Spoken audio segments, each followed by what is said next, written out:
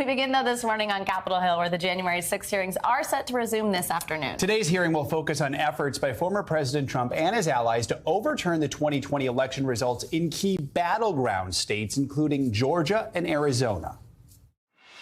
You will hear about the pressure campaign directed at state legislators, at state elections officials, even at local elections workers, putting their lives very much at risk.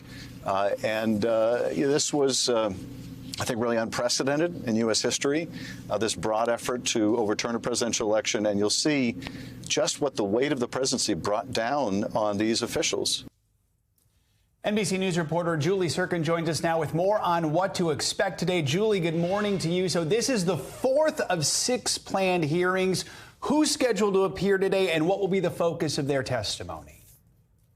Yeah, good morning, Joe. Well, we'll hear from that election worker, Shay Moss, that Adam Schiff was just referencing. She worked, of course, in Georgia during the 2020 election. We'll also hear from Brad Raffensperger and Gabe Sterling. He is the Secretary of State in Georgia. His deputy, Gabe Sterling, will testify today as well. And also the Arizona House Speaker, Republican Rusty Bowers. Now, what Raffensperger and Bowers have in common here is they both resisted pressure from Trump to overturn the election results in their states. I wanted to play for you a piece of that widely reported phone call between former President Trump and Raffensperger. Take a listen.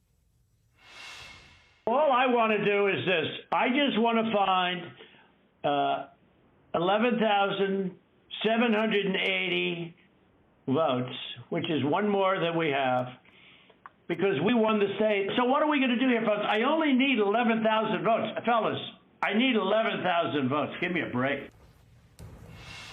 You can imagine this phone call is going to be a pivotal topic today during this hearing, which begins this afternoon. And we're going to wait to see what those election officials have to say about the pressure campaign they withstood from Trump and his allies. So, Julie, committee member Adam Schiff says today will focus on a plot by Trump allies within certain states to try and send fake slates of electors to Washington.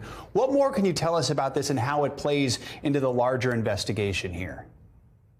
Yeah, this has been a little bit confusing as everybody tried to wrap their minds around this. But Adam Schiff, who will lead this hearing today, by the way, he said that this will show that Trump and his allies coordinated this scheme of having these 7 battleground states, which include Arizona, Georgia, and Pennsylvania among them, to send those Republicans who signed these fake slates of electors when they met on December 14th, like the Electoral College met, like any other presidential election year. This time we had Republicans show up. They were turned away with those fake slates of electors, and that was supposed to be the core at which Vice President Mike Pence was supposed to object to the election results on January 6th. So Adam Schiff says that today's hearing will show how coordinated this was within the Trump White House, led by the president himself. And Julie, while we have you, another Capitol Hill question. I want to ask you about the negotiations over a potential gun deal in the Senate. That bipartisan group of lawmakers is still working on trying to reach an agreement. So where do things stand now, especially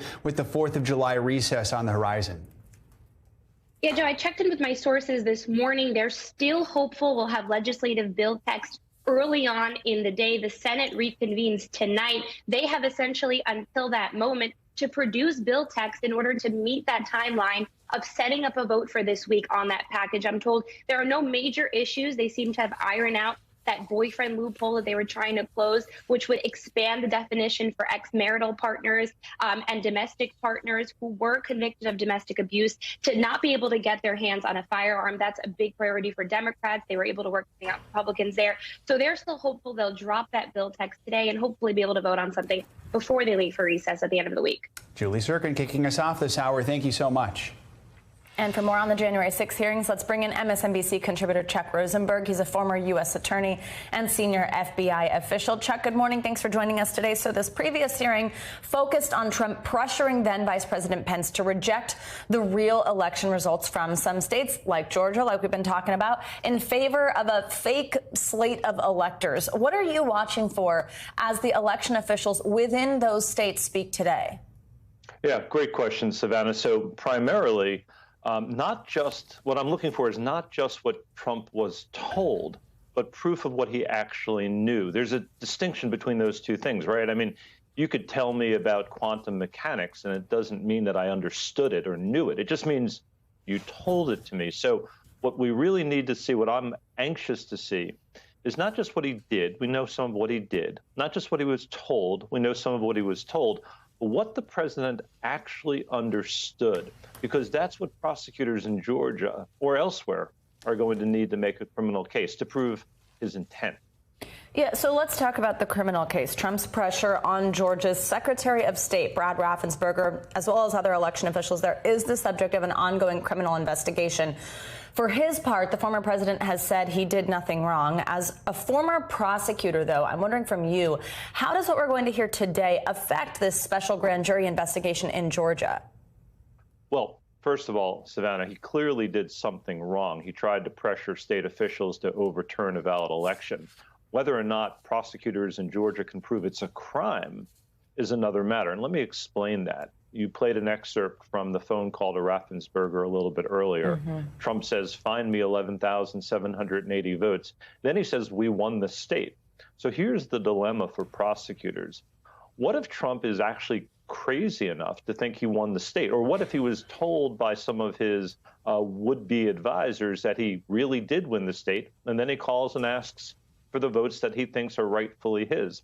So the phone call seems damning on its face, but from a prosecutor's perspective, they have to prove that he understood he didn't win the state and that he nevertheless tried to pressure them. So look, folks in Georgia know what they need to prove. They know their statutes. They know their evidence. They've been working on this. I'm sure they'll be watching the hearing, but I don't imagine that they're going to learn things today that they don't already know as part of their own investigation. That's a great point. Chuck, before I let you go, I do want to ask you about a different allegation the committee highlighted in previous hearings. It's this potential wire fraud. They say Trump raised money for an election fraud fund that didn't exist, and then that money was diverted to other things, including his own Save America PAC. Walk us through the law here for public officials and what needs to be proved for someone to be charged there. Yeah, another great question, Savannah. So it's not just a law for public officials, it's a law for anyone. If I told you I was raising money for a charity and I asked you to donate to it and you did, and there's no such charity, or I'm trying to invest your money and I tell you I'm going to put it in a certain investment and you give me money to do that, and I just buy a new car, that's wire fraud. That's a crime. I've solicited money from you, Savannah, based on a false pretense. So that seems to have happened here, right? The critical question is, who devised the scheme? Who made the false representation? They may have used Trump. They may have used his PAC. They may have used his name, but they have to prove again, as we discussed before, that he knew it and understood it for him to be criminally culpable. Chuck Rosenberg letting us know what to watch out for. Thank you so much. Appreciate your time. And you can watch the January 6th hearing right here on NBC News Now. Our coverage begins at 12:30 p.m. Eastern.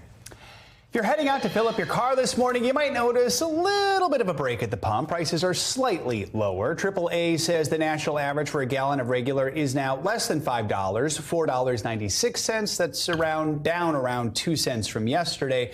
That said, many places around the country are still seeing prices above the $5 mark, but we could potentially see a little more relief soon from the federal government. For more on this, let's bring in NBC News White House correspondent Mike Memoli. Mike, good morning to you. So we know a federal gas tax holiday is now under consideration. So the big question, when might we get official word on that? And then if it happens, how soon after that could Americans see at least a little bit of relief at the pump? Well, Joe, we heard President Biden discussing the possibility of this yesterday as he was taking a walk on the beach there in Rehoboth Beach, Delaware. He said he's waiting for some data from his team and hopes to make a decision by the end of the week. Now, there are a couple steps in between that and between us actually seeing relief at the pump. First, this requires Congress to act. So if Congress passes this, then the president signs this, then Americans could quickly see savings of about 18 cents off the federal gas tax, bringing down the price of gas just a little bit. But then you will probably ask, what's the real question here? It seems like a no-brainer if you could provide relief at a time when these prices are at a record high. Well, the first is political, because what goes down must eventually go back up again, depending on how long they were to pass a suspension of the federal gas tax. Let's say the relief in oil prices is not coming through. Then there's really pressure to extend it. And that leads to the other big argument against doing this, which is the federal gas tax actually pays for things. Specifically, it funds infrastructure projects on the federal level. This is a White House that has been trying to celebrate the bipartisan infrastructure law that the president signed last fall. And so you're essentially robbing Peter to pay Paul here. You're taking some relief here for consumers in the gas tax, but you're potentially sacrificing much needed federal infrastructure projects. So, Mike, we know last week President Biden wrote a letter to oil industry executives. He's calling on them to produce more crude in order to try and combat high prices. Those same executives were also invited to Washington by the energy secretary. So where do things stand? Will that meeting happen? And if so, what could come from it? Yeah, we're expecting that meeting to take place Thursday. And it's really an interesting meeting when you think about this, because we know who the White House has really been blaming for the high price of gasoline. It's been Putin's price hike, right? The instability caused by Russia's invasion of Ukraine, leading to these higher prices. But increasingly, we're hearing the White House point the blame at energy companies as well. They're saying that the last time the crude oil price was this high, the actual price of gas at the pump was far lower. So essentially, they're accusing these oil companies of profiting on Russia's war and at the expense of the American consumer. You hear the president yesterday on the beach again talking about the fact that oil companies are not producing enough oil, that they have leases that they're not drilling on. They need to see more exploration, more drilling, more production of oil to get back to where they were pre-pandemic levels. All these things could help produce savings for the American consumer. Interestingly, the president said he would not be participating in this meeting, but let's see where things stand on Thursday. Maybe the president drops in. Sometimes this is what happens. Speaking of things people spend money on, we know student loans are on the minds of millions of Americans. The president says he's nearing action on that front. Quickly here, what sort of options are on the table for the president? Well, the deadline for a decision really here is August 31st. That's the last day of the moratorium the administration announced just a few months ago. This is really a number of cross-political pressures on this administration. Progressives, Chuck Schumer, the leader of the Senate, really have been pressing the president to forgive all student loan debt federal level. The president is really considering, according to our sources, about $10,000 in federal loan forgiveness. That would have potentially an income cap as well to only really help those at lower income levels. But there is political pressure, as I say, because there are a lot of Americans who have paid their student loans, who are paying their student tuition. And they say, why should others get a free ride when I'm essentially doing what I think is the right thing? A lot of eyes on that decision right there. Mike Memoli, thanks so much. Appreciate it. And let's stay on your money and bring in Kristin Meyers. She's the editor-in-chief of thebalance.com. Kristin, good morning. So let's go through all that stuff that Joe and Mike were just talking about, starting with gas and this potential federal gas tax holiday could be on the horizon. Just how much more would it help drivers? And are there any other ways besides that to save the next time that you have to go fill up? Yeah, good morning, Savannah. That's a really great question. So right now, the federal gas tax is just over 18 cents a gallon. And if you consider that average fuel tanks are between 13 and 16 gallons, that's really only going to save, drivers right now about $3 every time they fill up at the pump. Now, of course, when gas prices were much lower, that could have actually been some real savings. But right now, as we're seeing gas prices around $5 a gallon, unfortunately, I don't think that $3 is going to go too far when drivers do go fill up at the tank. Kristin, some economists predict the U.S. will likely fall into a recession sooner rather than later. Now, we know the Fed is planning to continue to raise interest rates a few more times throughout the year to try to further soften the blow of inflation. But what's your take? Are we headed toward a recession? And if so, that's a big, scary word. How can people prepare for it right now? Yeah, I think right now a lot of folks are saying the question here when it comes to a recession is really when and not so much if. I think a lot of economists, business leaders, CEOs, even Americans themselves are saying a recession is definitely going to come. Will it happen at the end of 2022? Like some people are saying, will it happen in early 2023? That still remains to be seen. But I think a lot of folks are saying, yes, it is going to be coming. Now, that does sound incredibly scary. But of course, the next big question is, how long is a recession going to last? Just because the United States economy does go into recession doesn't mean it needs to be a repeat of what we saw in 2008 or in previous recessions. It could be what is called a shallow recession. It might not last too long and the economic pain might not be too great. But if you are someone that is really concerned about a recession coming, this is the time really to pay off that debt, not to really make any large purchases, and really to start increasing some of those savings, especially those emergency savings. You're going to want at least 3 to 6 months, but maybe err on the side of 6 months. I also do want to ask you, too, about student loans. We know millions of Americans are just kind of waiting for this decision on them. Now, the average debt on federal loans is just over $37,000 per person. What type of relief are you expecting to hear from the president? And if debts aren't canceled, do you think there's a chance of another pause, sort of this extension on paying them? And how helpful would that be to people? Yeah, so what we are hearing right now, at least from the White House, is that there is going to be perhaps some cancellation of debt, but it's not going to be all debt and it's not going to be for everyone. I think right now we're hearing folks really trying to walk this tightrope of really forgiving student loan debt, but really making sure it goes to the folks that need it the most. Because we do have to, really admit here that if you are someone that holds student loans, chances are you are college educated, you are a college graduate, and that does mean that you probably have a higher income than those Americans that perhaps didn't go on to pursue higher education. And so right now there is this real reticence to forgive debt for Americans that perhaps are making the highest salaries right now in the country. And so that's really kind of the fine line, that tightrope that we're hearing the administration wanting to walk. Canceling some student loan debt, because we do know it has helped Americans save more, pay off debt, buy homes, build wealth, and those are all really great things, but they want to make sure it goes to the Americans that need it the most. All right, Kristin Meyers, thank you so much for your time and your tips this morning. New this morning, more information is emerging about the timeline from last month's mass shooting at Robb Elementary School in Texas, raising further questions about the police response. According to documents reviewed by the Austin American-Statesman and KVUE TV, multiple police officers with rifles and a ballistic shield arrived 19 minutes after the shooter got there. The report says police waited almost an hour before breaching the classroom where the gunman was holed up. According to the American-Statesman, investigators say the latest information shows officers had more than enough firepower and protection to try and take down the shooter long before they actually did. Now, NBC News has neither seen nor verified the documents cited in the report. The chief of police for Uvalde School District has previously defended the delay in confronting the gunman, blaming it on a long wait to find the right key to the room, according to an interview he gave to the Texas Tribune.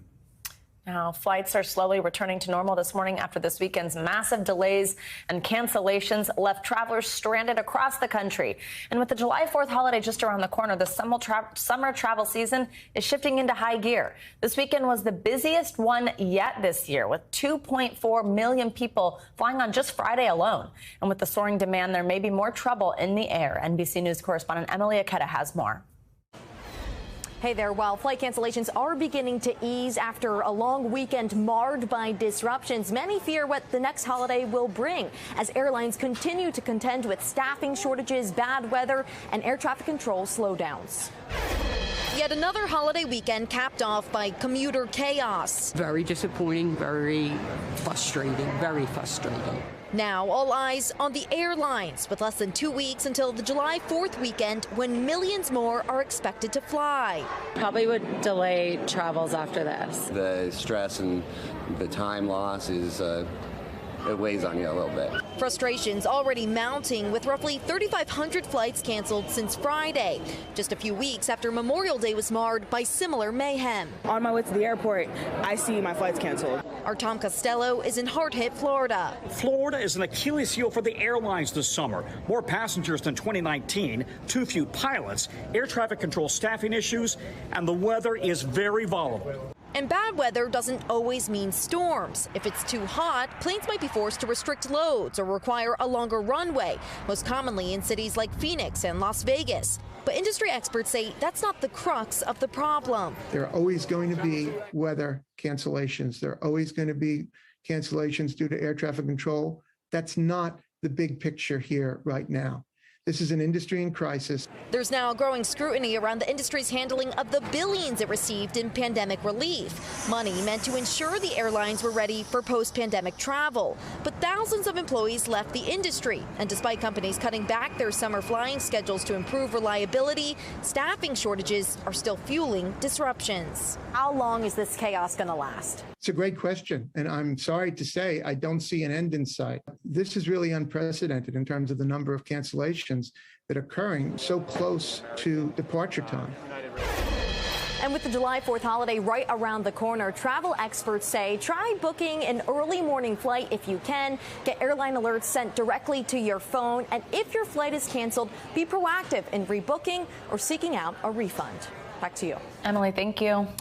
Some key party nominations are up for grabs across America today as voters in several states head to the polls in the latest round of primary elections. NBC News senior political editor Mark Murray joins us now to break down some of the key races. Mark, good morning to you. So let's start with Virginia, a big battleground state. You've got GOP nominations in 2 House districts today, with the winners then facing off against vulnerable Democratic incumbents in November. What should we know about these races?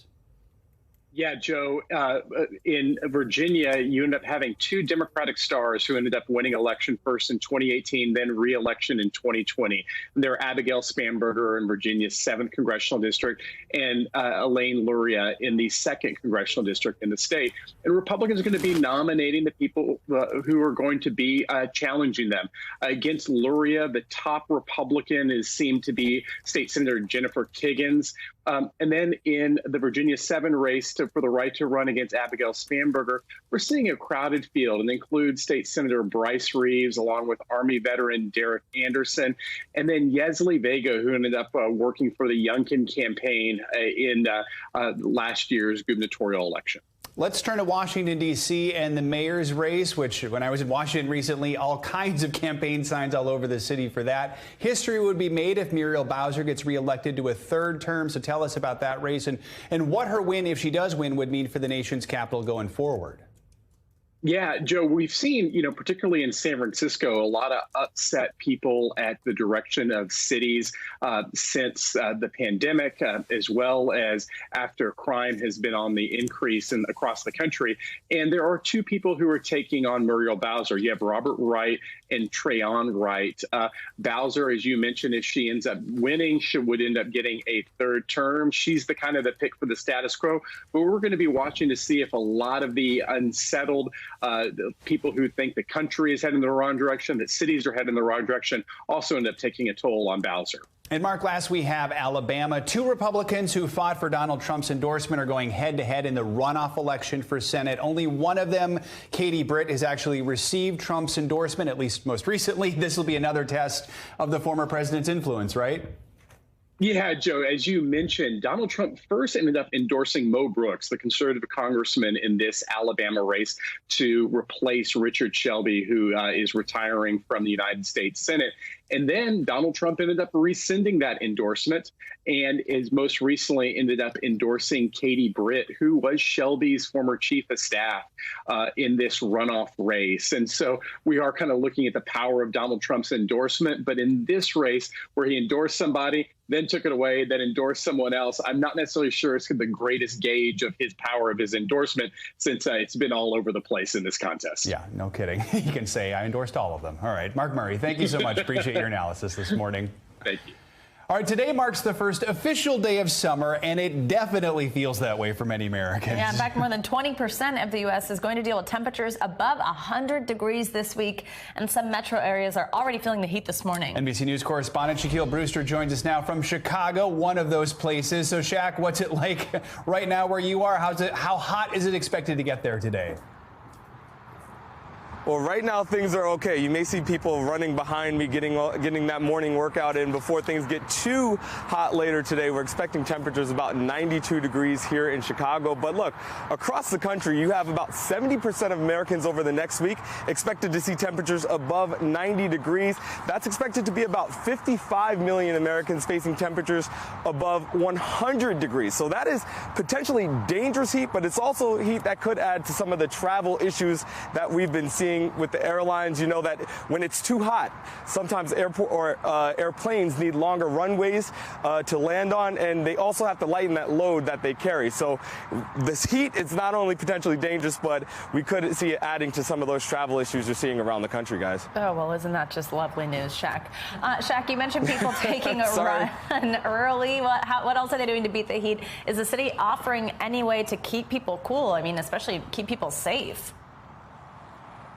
Yeah, you have the cooling centers that you're seeing across the city. They open up libraries and public buildings for folks to be able to get some relief from the heat. But, you know, one of the major ways, and I'm sure you know this, Savannah, that we cool off is go to a city pool. And those pools in the city of Chicago, about 49 of them the opening of them have been delayed. And that's because of a shortage among lifeguards. So that is somewhat of a concern for folks. I want you to listen to what folks have been telling me about their specific tips, how they're handling this heat here in Chicago.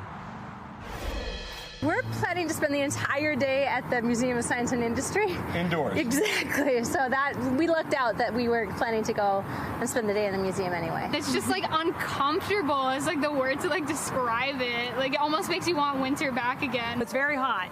It's very hot. Normally I go longer, but today I cut it in half and I'm going back to the AC right now. Savannah, I talked to someone who told me that they almost wish that it were winter again. I completely disagree with that, but that's what folks are saying. Yeah. Jack's like, my bias is coming through here. I'm going to have to argue with you about this one. I'm good with summer. For full transparency. There you go. There you go. So it's not just Chicago, though. I mean, what are other cities dealing with when it comes to record high temps today? Yeah, you're seeing cooling centers in cities all across the country. We also, in our Today Show spot, we focus on one program that is providing air conditioning units to people who need it, mainly seniors, but those who can't afford air conditioning units. They compared it to last year, and they saw a dramatic increase in this year in the amount of air conditioning units that they're giving out. We know how important AC is. We know that overnight a young boy died after being left inside of a car for several hours. That's why you have officials not only talking about making sure people go inside, they stay hydrated, but also make sure that you're staying safe and not keeping kids in cars, not keeping those pets in vehicles, double checking those back seats before you get out the car. Again, these temperatures, some people enjoy them. You can go out and have fun, go to the beach with them, but they do carry somewhat of a risk. Such an important reminder. Definitely. All right. Stay safe. Jack Brewster, thank you. Thank you. And for more on this, let's get a check on your morning news now weather. Michelle Grossman is here, staying cool inside. Yeah, a little chilly inside. I'm not going to tell you. I agree. Don't want to tell Shaq that. But it is so hot outside. We're looking at 90s and 100s, like Shaq said, and we just love him so much. 33 million Americans impacted by a heat advisory today. That includes California, Sacramento, San Jose, also through the Great Lakes, and we're looking at Michigan as well, Wisconsin. And as we go throughout time here, it's still that area of high pressure. It's a huge heat dome. Think of it as a heat pump. It's just pumping in that heat and humidity. So we're going to see that again today, tomorrow, throughout the rest of the week. And really, this is the first day of summer. It did arrive at 5:14. So it's going to stay in place for a long time here. The jet stream is so far to the north, it's sort of shutting the door to any cooler air from Canada. So it's really kind of cutting off that cold air. We're keeping that hot air in place. And look at all the records we could break today. We've been breaking records for about 3 weeks straight. We're going to do that once again today. Each dot on this map sort of highlights where we could break a record. So dozens meant to be broken today. We'll update that tomorrow. But look at these temperatures, too. Temperatures near 100 degrees in so many spots. You factor in the humidity, it feels warmer than that. So we potentially could break some records in Chicago, Topeka, Little Rock, even Houston near 100 degrees. We're looking at 94 in Cleveland. The record there is 95. Tomorrow, same story. That high pressure is still in place. That jet stream still so far to the north. So we're looking at temperatures in the hundreds in San Antonio. 101. 101 is a record there. So certainly going to break a record. We're looking at Nashville, 100 degrees, Atlanta, 103 in Tallahassee. This is going to be a big story over the next couple of days because we could break a state record there. We could see temperatures near 109 in Florida, and that is the record since I think it's like 1931, something like that. And that heat stays in place over the next several days. Look at Mobile, Alabama, 102 on Thursday, 101 on Friday. Saturday, you're close to 100 degrees. So many spots over the 100-degree mark. The Century Club don't want to be part of it, but we're looking at temperatures 101 in Atlanta, 101 in Memphis. So this continues to be the biggest story across the country here. It could spark some storms as well. We could see winds gusting up to 60 miles per hour, some isolated hail, a low risk of tornadoes, but it's not zero. So we're looking at some stormy weather from the Great Lakes down to parts of the Central Plains. Well, yeah, we're going to keep talking about this. First day of summer, right? Finally. Yeah. It's caught up with Mother Nature. So summer's coming in like a... right. Like a blowtorch. Jinx. Yeah. Buy me a Coke. Thank you, Michelle. Thanks for watching our YouTube channel. Follow today's top stories and breaking news by downloading the NBC News app.